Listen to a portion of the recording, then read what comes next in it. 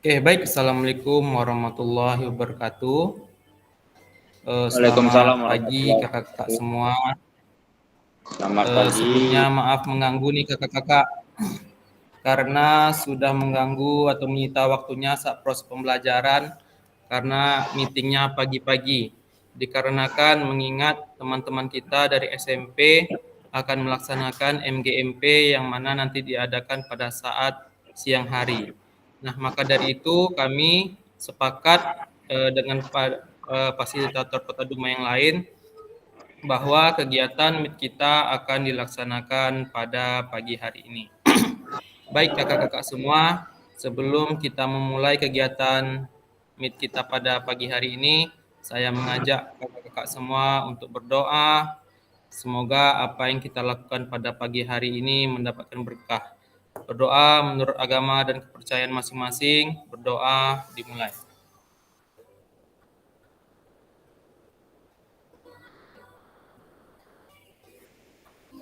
Berdoa selesai. Baik kakak-kakak semua, pagi hari ini kita akan melaksanakan meet selama 2 jam. Sebelumnya izin saya mau share screen dulu.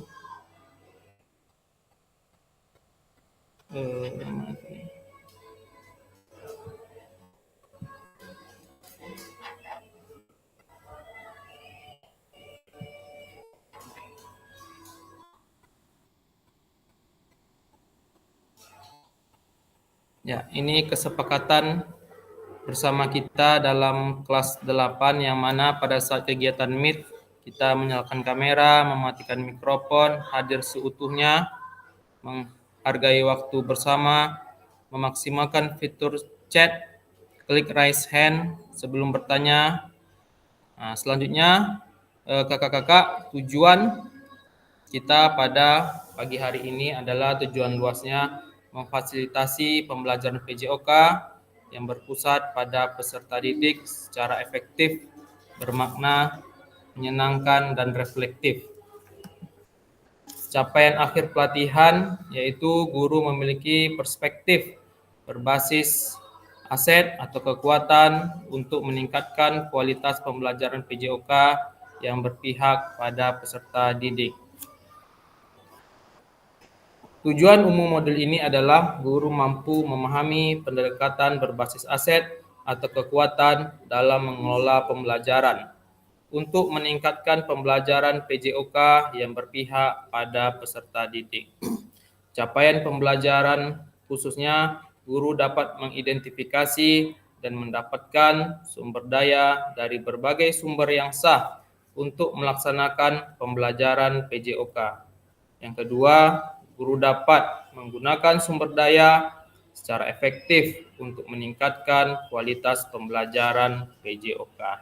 Agenda kita pada pagi hari ini kakak-kakak ada pembukaan selama 5 menit, itu pengenalan 10 menitnya berpikir berbasis aset atau kekuatan, lalu ada 60 menit yang mana itu akan kita lakukan dengan cara diskusi kelompok. Ada 3 hal yang akan kita diskusikan.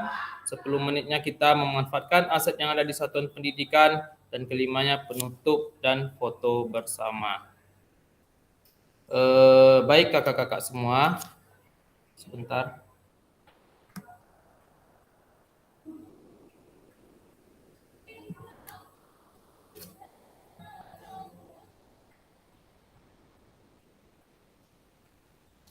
Saat ini kakak-kakak, saat ini kita masuk pada modul 1.3 tentang pemanfaatan sumber daya berbasis kekuatan dalam pembelajaran PJOK.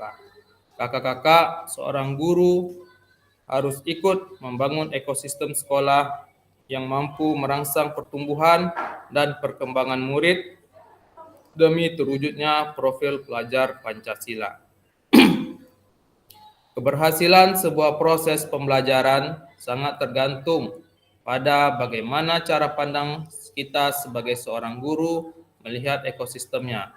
Apakah sebagai kekuatan atau sebagai kekurangan.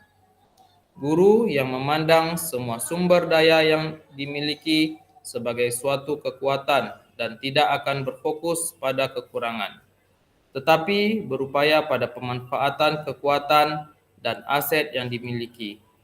Modul ini akan membantu kakak-kakak untuk memahami sumber daya yang dimiliki sekolah sebagai kekuatan yang dapat dimanfaatkan untuk pembelajaran yang berpihak pada murid. Modul ini juga akan membantu kakak-kakak semua untuk merefleksikan pemahaman yang didapat dengan apa yang terjadi dalam keseharian kegiatan kita sebagai pendidik PJOK. Kakak-kakak akan dibekali dengan pemahaman tentang bagaimana memiliki pola pikir berbasis aset atau kekuatan, mengevaluasi aset dan kekuatan dalam pengelolaan sumber daya. Bagaimana mengoptimalkan sumber daya yang dimiliki untuk bergerak maju dan memberikan dampak positif bagi murid. Semoga materi dalam modul ini bisa memberikan pencerahan selama proses pelatihan. Dengan menyadari betapa banyak sumber daya yang dimiliki sekolah, kakak-kakak senantiasa melihat sumber daya sebagai aset atau kekuatan yang dimiliki dan dapat dimanfaatkan untuk pembelajaran yang berpihak pada murid.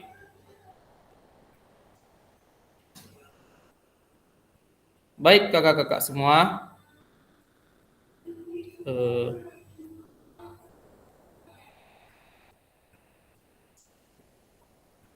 tujuan pembelajaran khusus elaborasinya pada pertemuan tatap muka kita kali ini adalah yang pertama, guru dapat melakukan refleksi terhadap pengalaman belajar untuk menyimpulkan apa yang dimaksud dengan pendekatan berpikir berbasis aset atau kekuatan dan berbasis kekurangan atau masalah. Yang kedua, guru dapat memahami pendekatan berpikir berbasis aset atau kekuatan dan berbasis kekurangan atau hambatan atau masalah dalam pembelajaran PJOK. Yang ketiga, guru dapat memahami 7 aset, yaitu aset manusia, aset politik, aset sosial, aset finansial, aset budaya, aset agama, dan aset fisik, lingkungan, dan alam yang dikaitkan dengan PJOK dan bagaimana 7 aset itu bisa dioptimalkan dalam pembelajaran PJOK.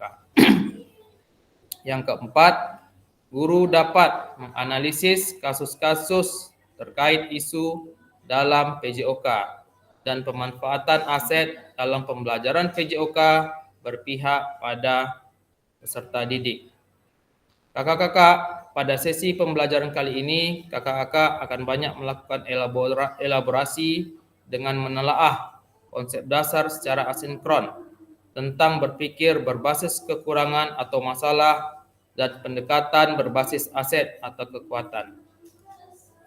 Kakak-kakak akan diminta untuk menjawab beberapa pertanyaan yang bertujuan untuk mengaktifkan ulang pengetahuan awal kakak-kakak tentang pemikiran berbasis kekurangan atau masalah dan pemikiran berbasis aset atau kekuatan.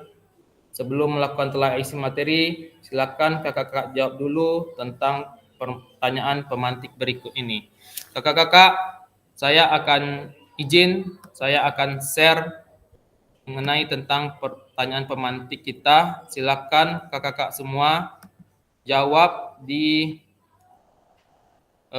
kolom komentar. Sebentar kakak.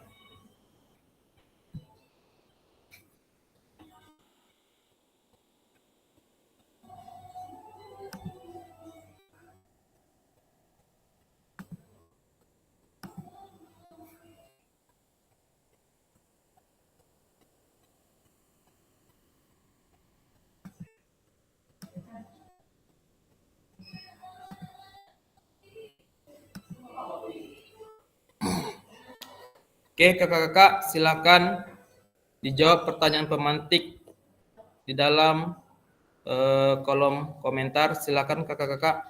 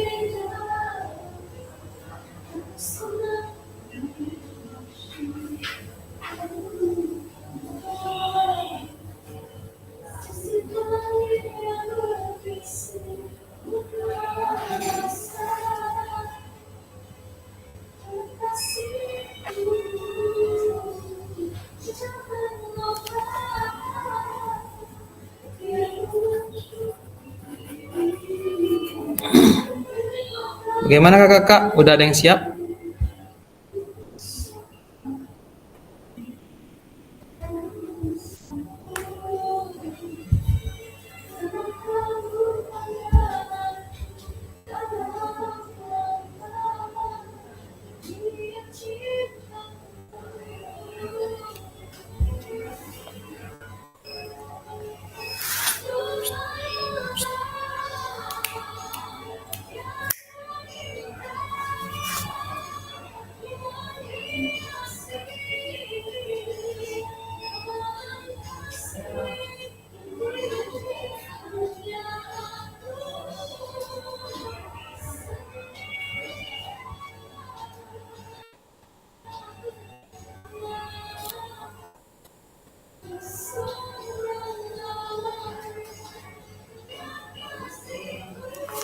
Oke, dari Kak Rahmawati, lebih inklusif membantu siswa untuk memotivasi untuk berkembang, kekurangan untuk mengurangi stres dan kecemasan. Kedua, supaya termotivasi peserta didik untuk mengembangkan. Oke.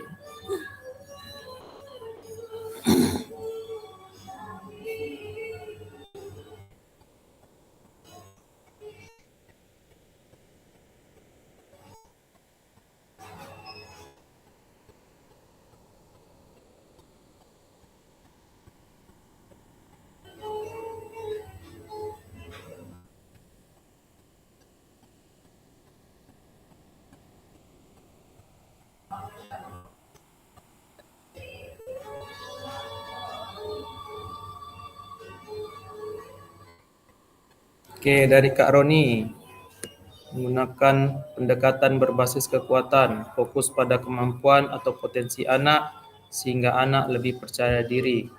Fasilitas di sekolah masih minim, tapi diatasi dengan modifikasi alat. Oke. Keempat, fasilitas lingkungan yang digunakan adalah jalan di lingkungan sekolah untuk materi atletik seperti jalan atau lari, lalu lapangan voli di dekat lingkungan sekolah karena lapangan sekolah tidak memungkinkan. Oke, terima kasih kepada Kak Roni dan Kak Akmila, Kak Rahmawati. Baik, kakak-kakak. Sekarang kita masuk ke dalam pendekatan berbasis aset atau kekuatan.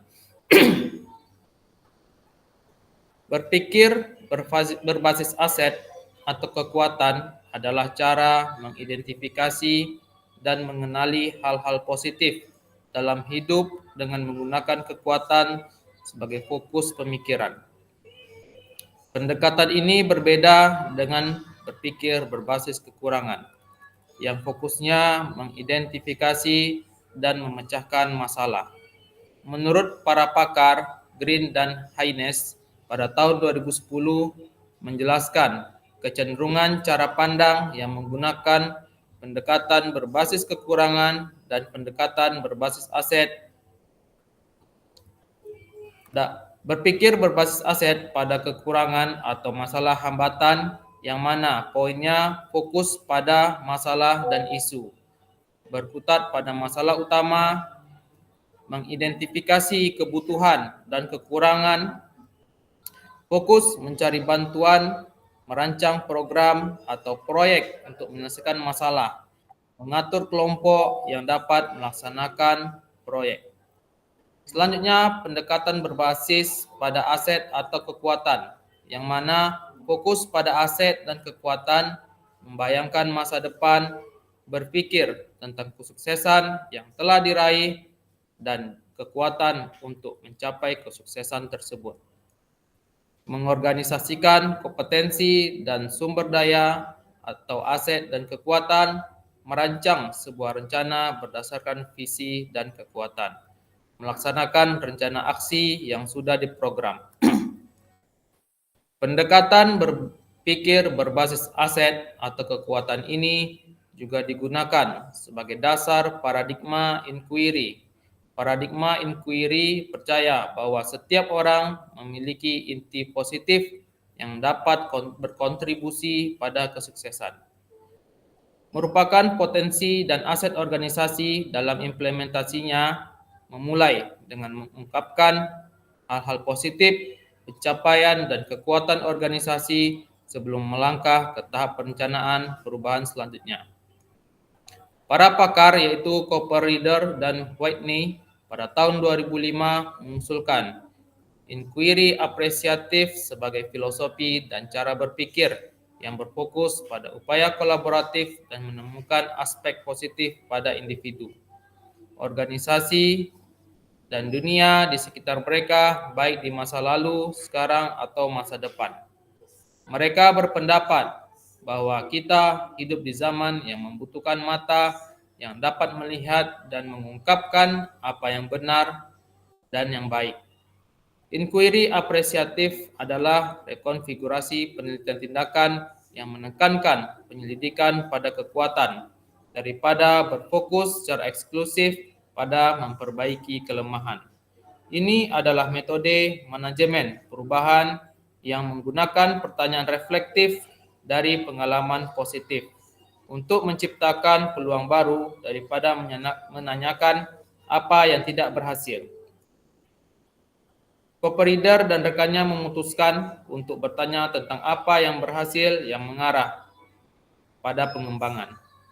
Selanjutnya, para pakar yang bernama Dr. Henry Kramer juga menyatakan bahwa sebuah sekolah harus fokus pada pendekatan berpikir berbasis aset atau kekuatan daripada pendekatan berpikir berbasis kekurangan.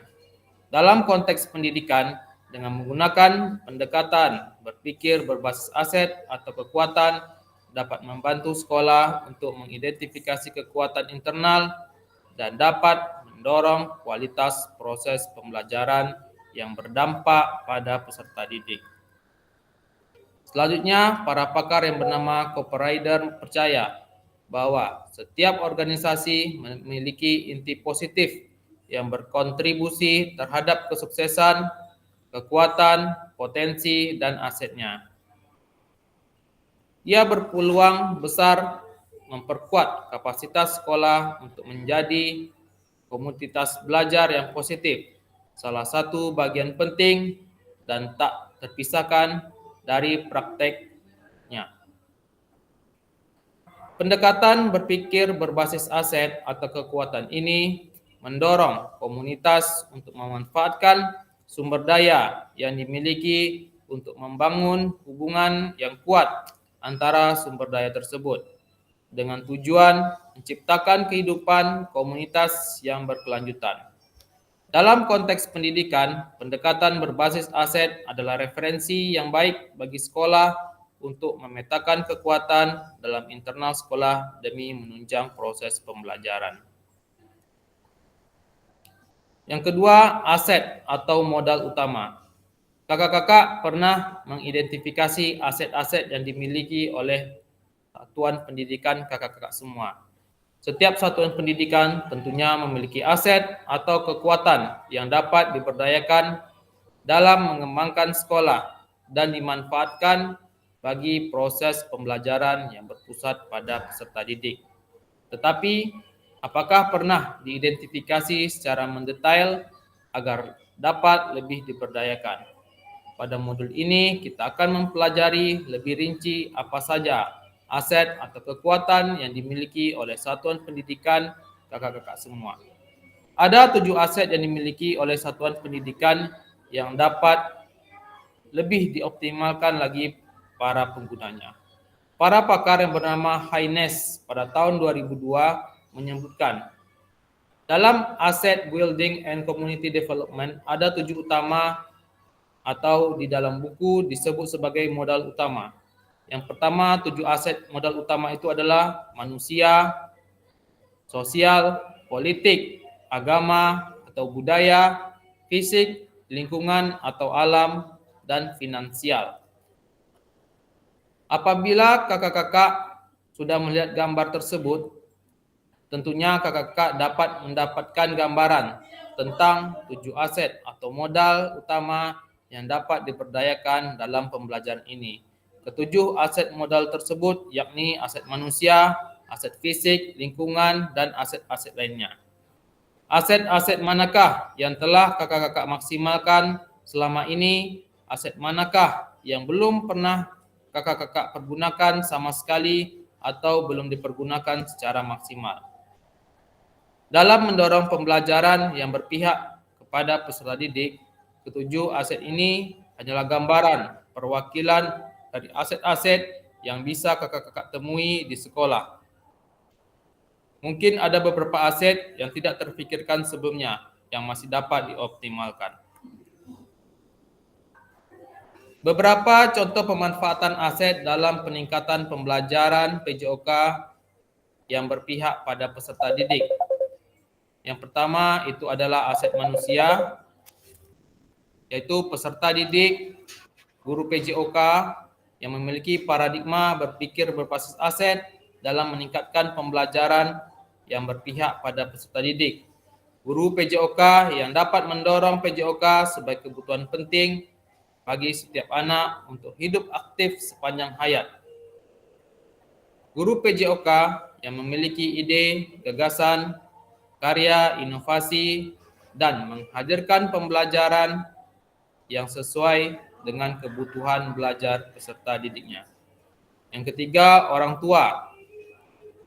Orang tua dapat dilibatkan perannya sesuai keterampilan atau profesi yang dibutuhkan dalam pengembangan dan memperkuat pembelajaran PJOK di sekolah.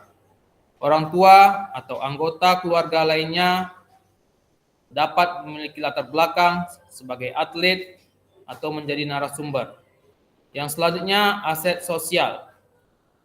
Suasana sekolah yang mendukung pembelajaran PJOK dibuktikan dengan adanya antusias warga sekolah ikut berperan serta dalam program-program terkait pendidikan jasmani dan olahraga.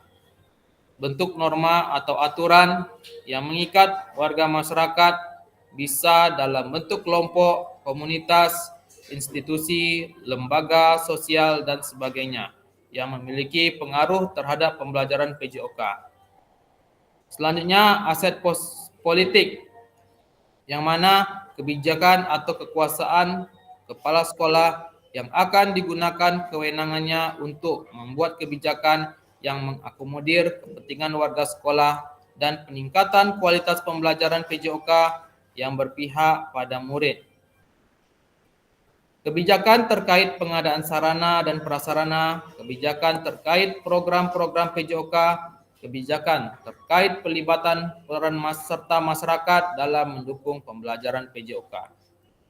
Yang selanjutnya, aset lingkungan atau alam.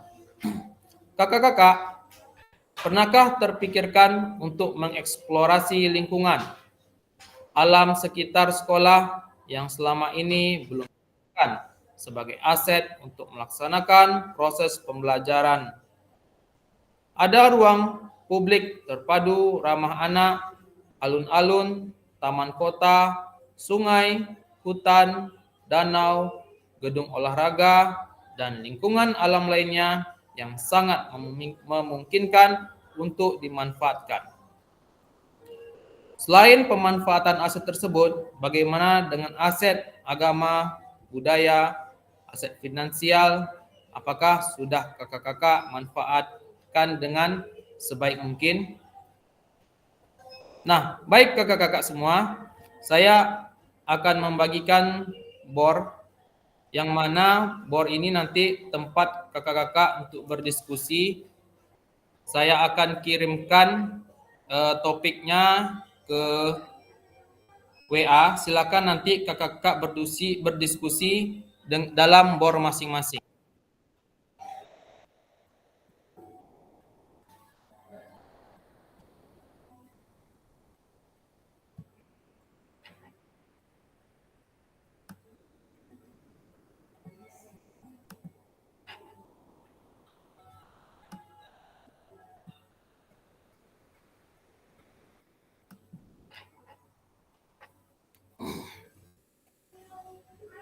Oke, silakan masuk ke BOR kakak-kakak.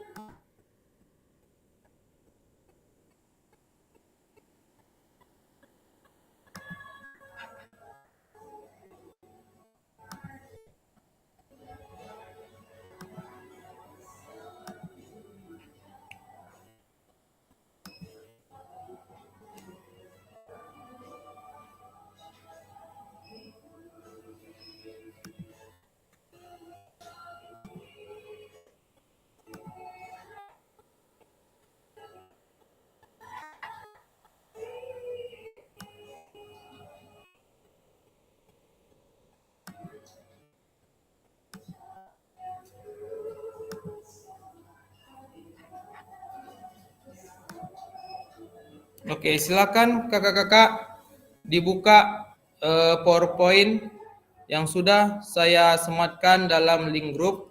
Silakan diskusikan dengan kelompok kakak-kakak semua. Silakan kakak-kakak.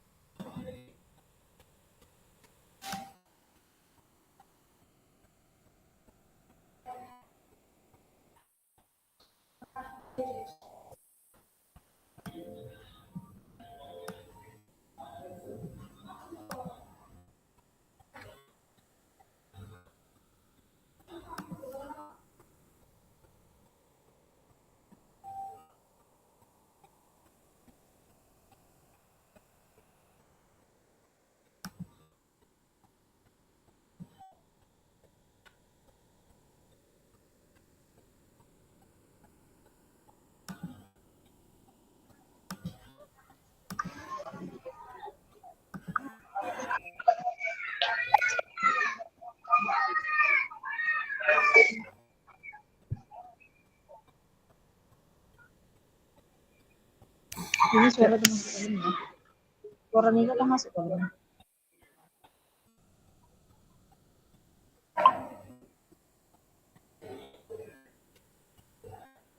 Silakan Kak diskusikan dengan kelompok masing-masing. Loh, kok pada keluar?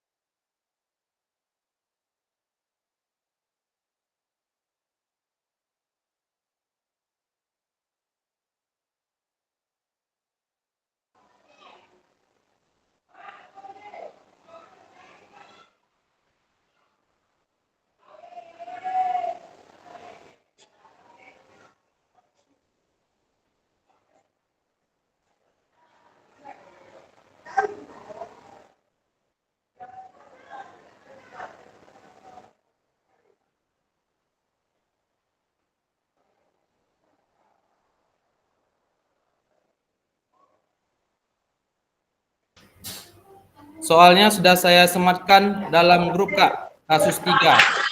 Silakan Kak, diskusikan.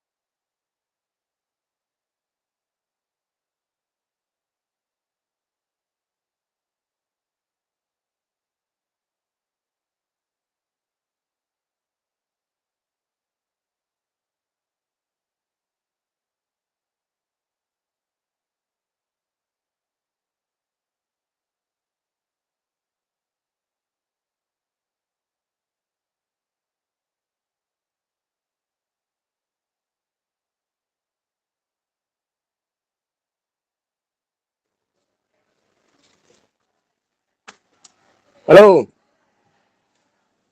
halo Pak Wasil.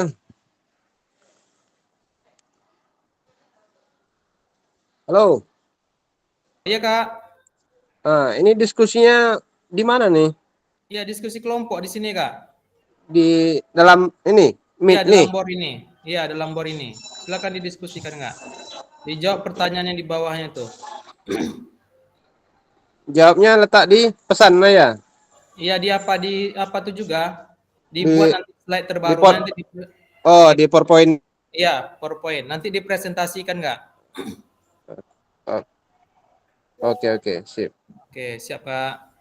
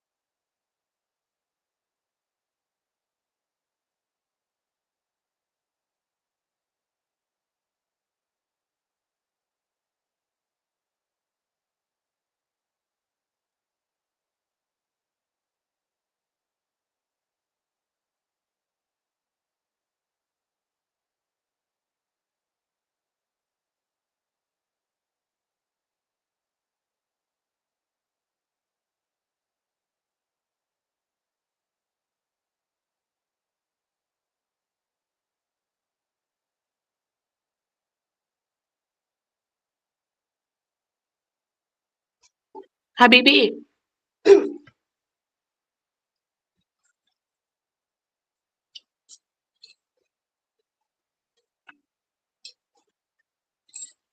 Oh, Habibie.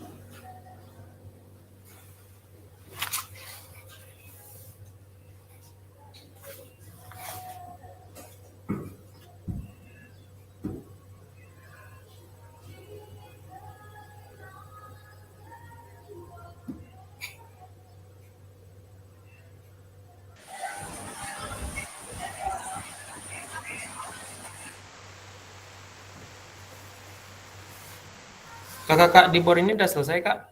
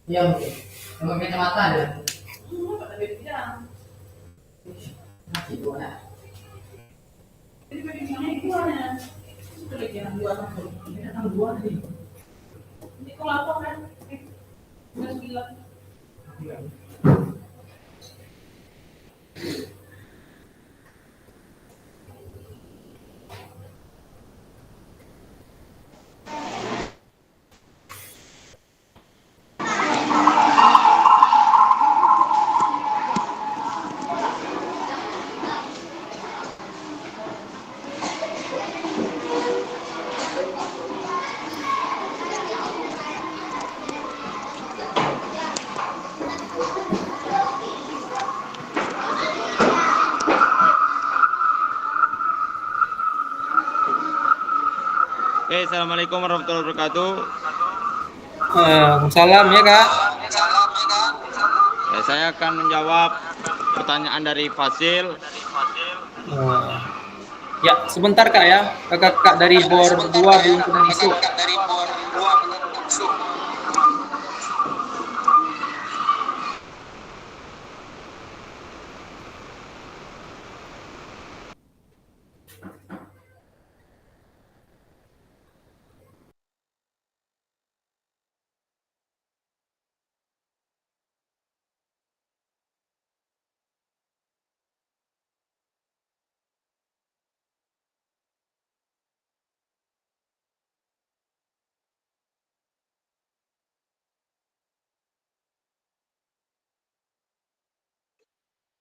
Itu perwakilan kelompok apa gimana, Bi? Apa Kak? Itu perwakilan kelompok atau gimana jawabannya? Aduh, tunggu, pecah suaranya. Beradu sebentar.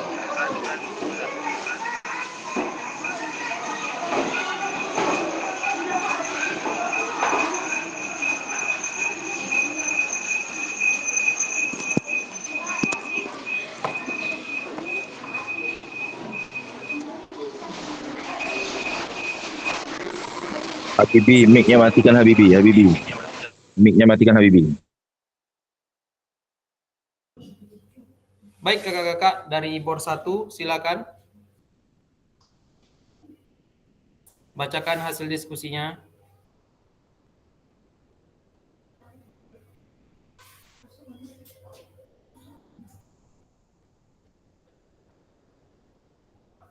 Nggak ada. Oke. Kakak-kakak dari bor 2 silakan Kak.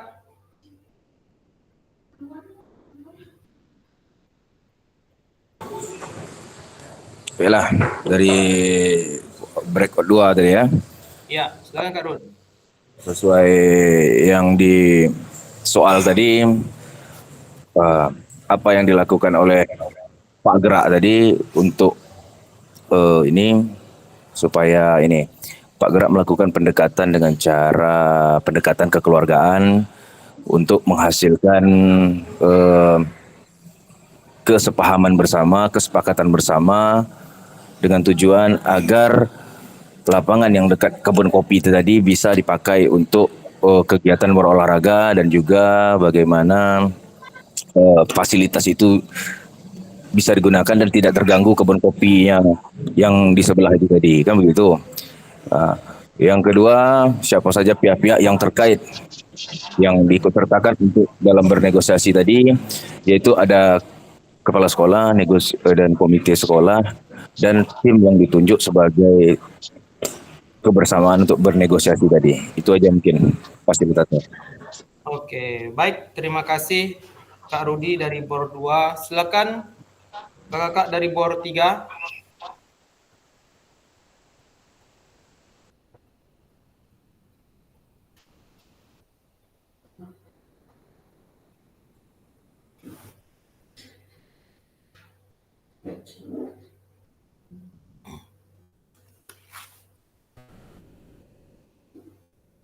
Ya, Kak Harkat, silakan Kak.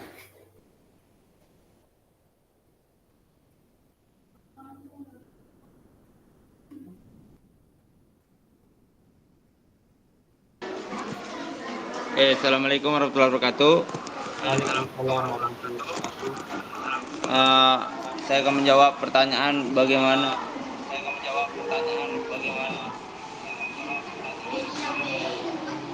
identifikasi pendekatan berpikir.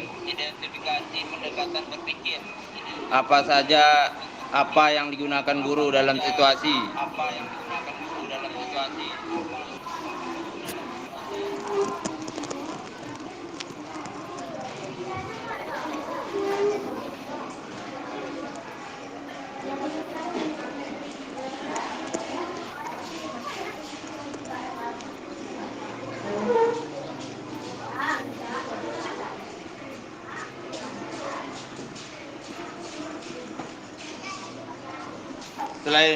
Selain itu guru pijok dapat menggunakan lapangan yang seadanya dengan cara memodifikasi.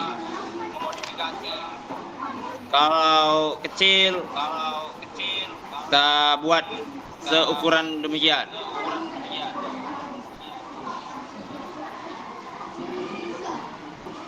Kedua, identifikasi aset apa saja dalam situasi. Pertama, guru pejok memanfaatkan kekuatan dan perbedaan unik setiap siswa sebagai sumber daya untuk mencapai tujuan pembelajaran. Kedua, dalam konteks pendidikan secara umum, aset sekolah dapat diidentifikasi sebagai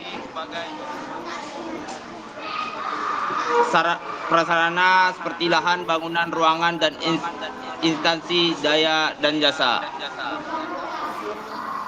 Tiga, pejok berbasis aset sekolah. Mengetahui kekuatan siswa. Untuk menemukan kekuatan siswa, Anda dapat berbicara dengan mereka dan mempelajari apa yang mereka bawa ke kelas.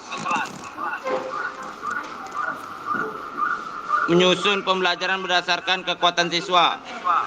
Setelah mengetahui kekuatan siswa, Anda dapat menyusun pembelajaran berdasar kekuatan tersebut, menggali kekuatan sekolah. Oke, sekian, terima kasih Fasil.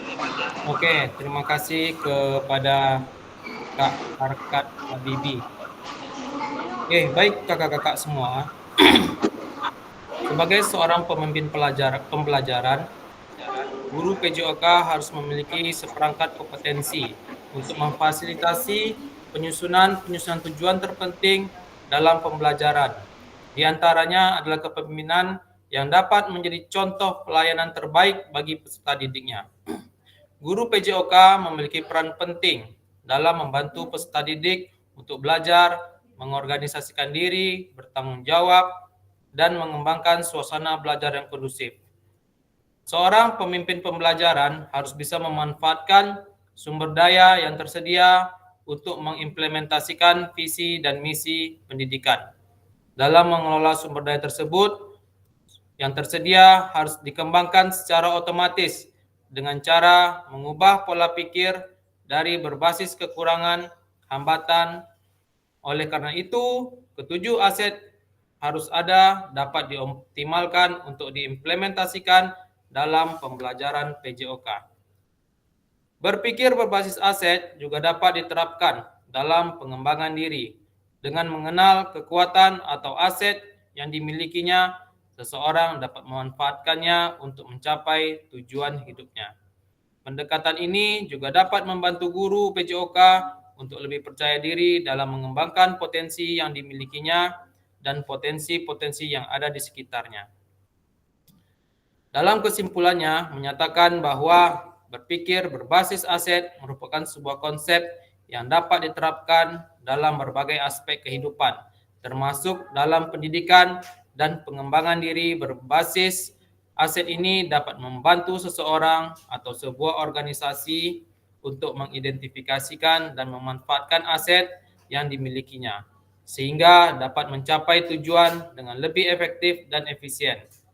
Adapun manfaat berpikir berbasis aset atau kekurangan untuk guru PJOK adalah yang pertama, berpikir berbasis aset dapat membantu guru untuk mengembangkan potensi diri dalam hal pendidikan jasmani dengan mengenali aset atau kekuatan yang dimilikinya. Dapat memanfaatkan untuk mencapai tujuan dalam aktivitas jasmani. Hal ini dapat membantu lebih percaya diri dan mengembangkan potensi yang dimilikinya. Pada pelajaran PJOK, peserta didik diajarkan untuk meningkatkan gerak tubuh manusia melalui aktivitas jasmani, olahraga, maupun non-olahraga. Berpikir berbasis aset atau kekuatan juga dapat membantu peserta didik untuk mengenali aset atau kekuatan yang dimilikinya, seperti kemampuan fisik, kesehatan, dan kebugaran. Berpikir berbasis aset dapat menjadi dasar pemikiran guru yang positif dalam menghadapi isu seputar PJOK. Berpikir berbasis aset ini dapat membantu kepala sekolah dan guru PJOK untuk mengidentifikasi dan memanfaatkan aset yang dimiliki oleh sekolah seperti fasilitas olahraga, tenaga pengajar yang berkualitas, dan hubungan yang baik dengan masyarakat sekitar.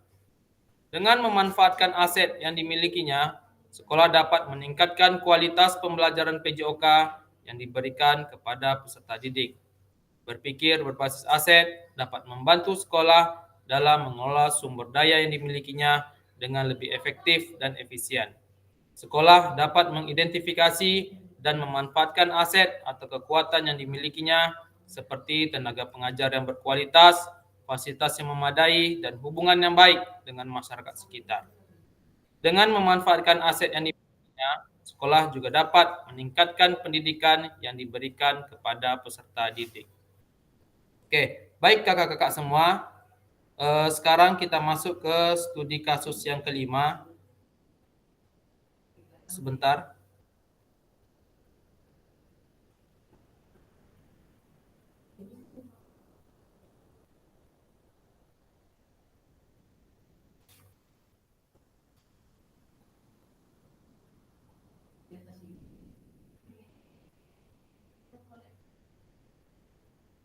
Izin share screen kakak-kakak semua.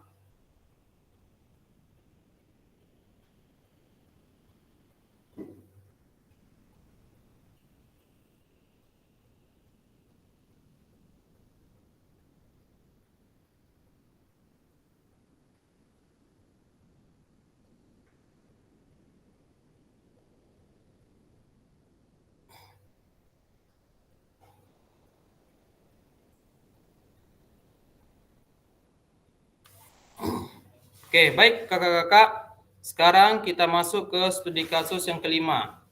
Ini ada sebuah pertanyaan, tolong kakak-kakak jawab dengan menjawab pertanyaannya yang ini.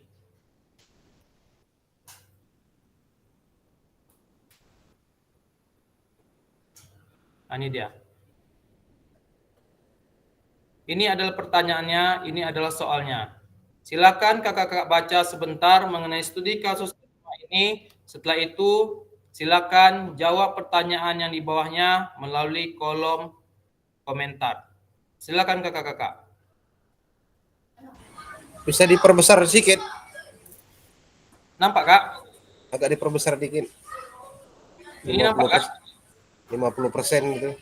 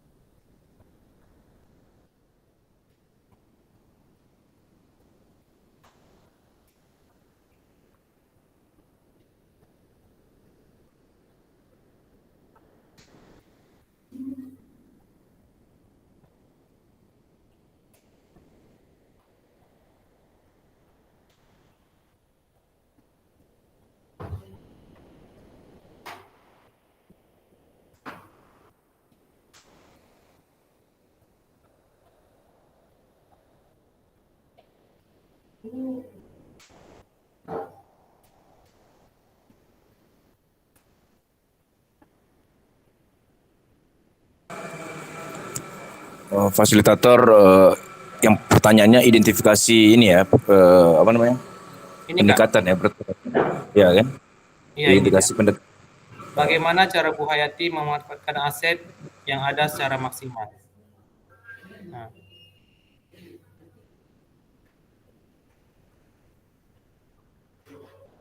silakan kakak-kakak dijawab di kolom komentarnya saja.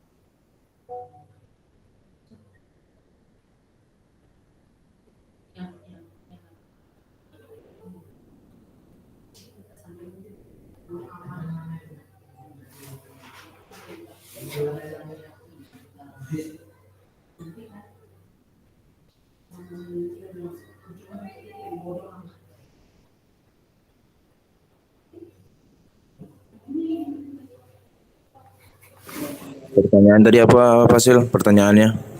Ini Kak.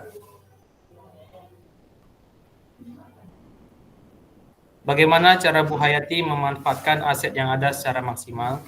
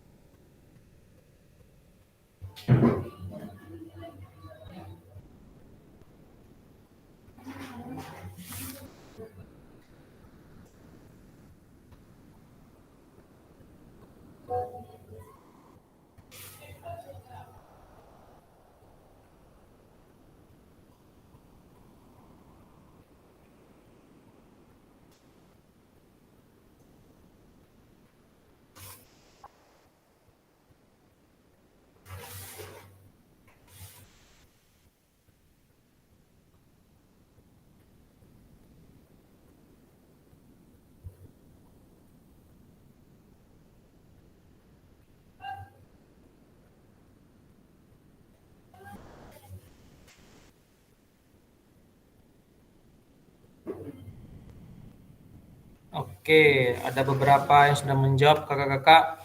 Yang pertama dari Kak Roni Sulistiawan. Ibu Hayati tahu bagaimana memanfaatkan fasilitas MGMP sebagai tempat yang ideal untuk berbagi praktik baik ke rekan-rekan guru sekabupaten.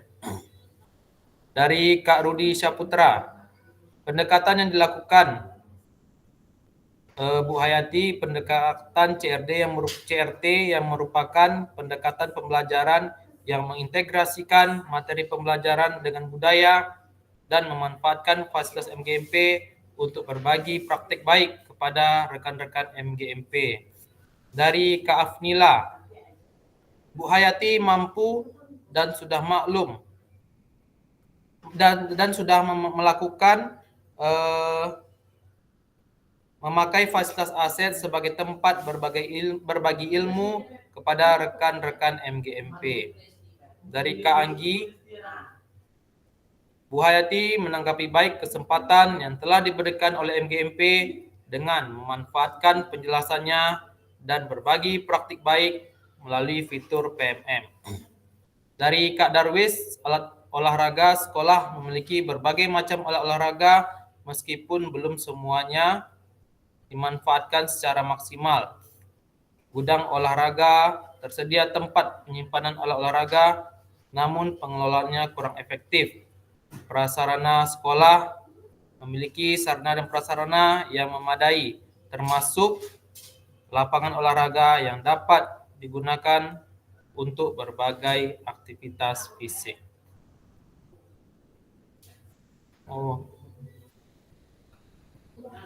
Baik, dari Kak Rusmadi.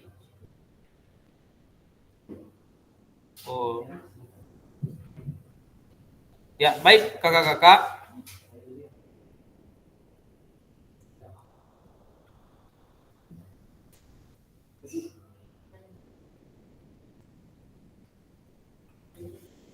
Terkait beberapa situasi yang menggambarkan isu-isu dengan pembelajaran di sekolah.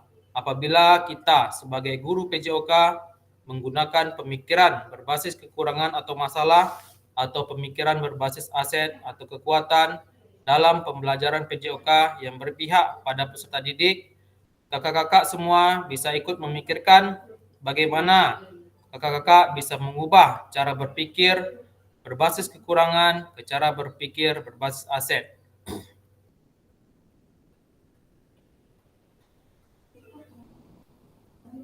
Baik kakak-kakak semua, pada sesi ini kakak-kakak akan mencoba untuk menjawab tentang pemanfaatan aset yang ada di satuan pendidikan kakak-kakak semua.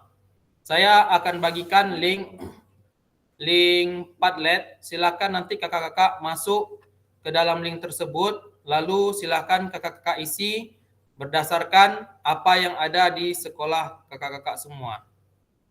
Saya akan kirim di kolom komentar ya kakak-kakak.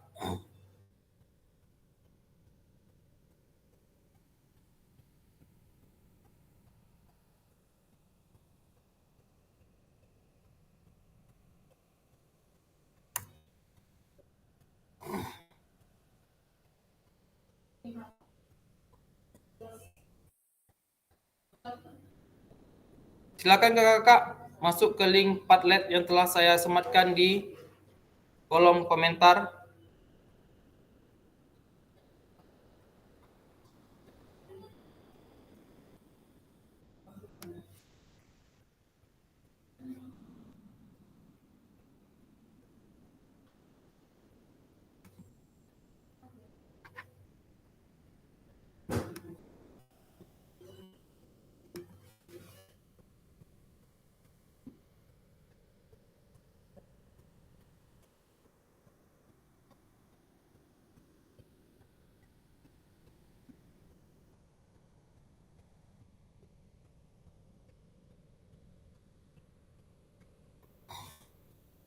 Silakan Kak diisi link tersebut dengan menuliskan nama dan pendapat kakak-kakak semua.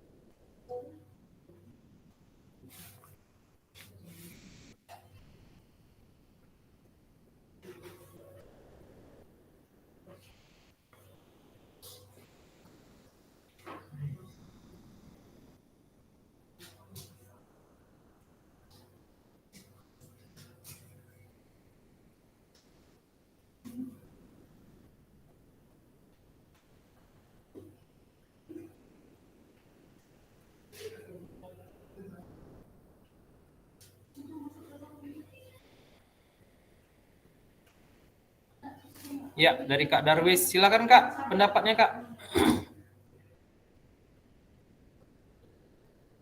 Tentang bagaimana Anda dapat memanfaatkan aset yang ada di satuan pendidikan Anda, strategi apa yang Anda lakukan.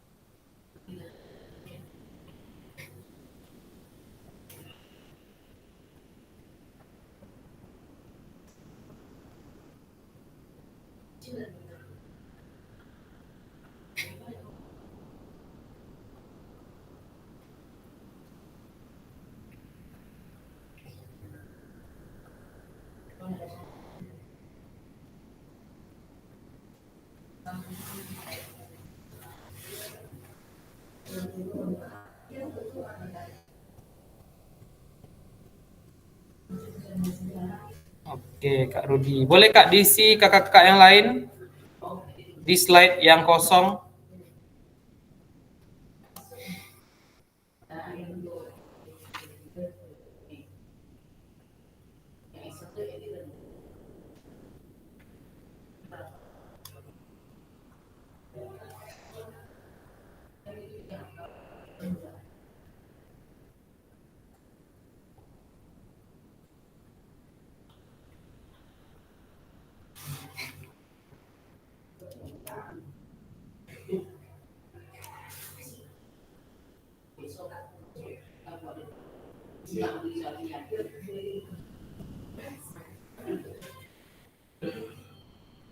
Oke, Kak Roni dan Kak Rudi.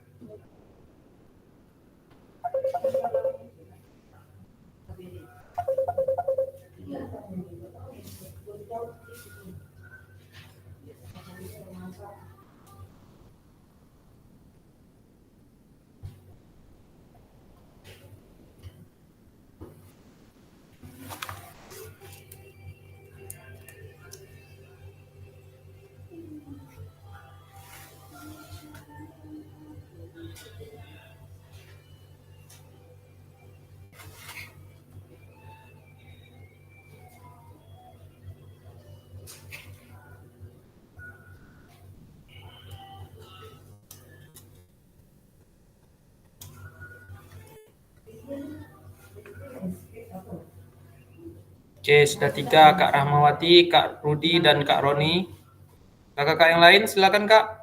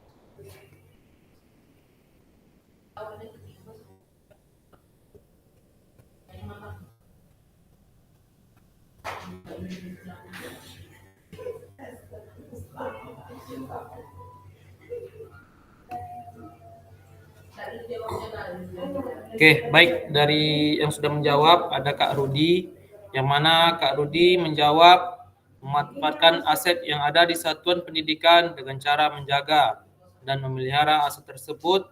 Strategi yang dilakukan adalah dengan cara membuat inventaris. Kak Rahmawati dipergunakan sesuai yang akan dipraktekkan. Contohnya bola kaki memberikan dukungan supaya peserta didik paham teknik cara bermain bola. Dari Kak Roni, strategi yang saya lakukan adalah meminta izin ke pimpinan untuk meminjam lapangan voli di dekat lingkungan sekolah untuk dapat digunakan dalam proses pembelajaran dan ekstrakurikuler. Setelah mendapatkan izin, lalu saya bernegosiasi secara langsung dengan pimpinan klub yang memiliki lapangan voli tersebut. Oke, baik kakak-kakak. Ini adalah sesi terakhir dari materi kita tentang pemanfaatan sumber daya berbasis kekuatan dalam pembelajaran PJOK. Baik kakak-kakak, untuk pemanfaatan sumber daya berbasis aset ini, itu ada tugas-tugas yang harus kakak-kakak selesaikan di dalam LMS. Ya kakak-kakak, saya harap kakak-kakak semua kalau ada waktu luang silakan dibuka PMM-nya, dikerjakan tugas-tugas yang ada dalam LMS supaya nanti kakak-kakak tidak kelabakan dalam pengerjaannya kalau dilakukan di akhir-akhir. Baik kakak-kakak semua, mungkin itu yang dapat saya sampaikan pada kesempatan siang hari ini. Saya izin untuk mematikan rekaman dulu.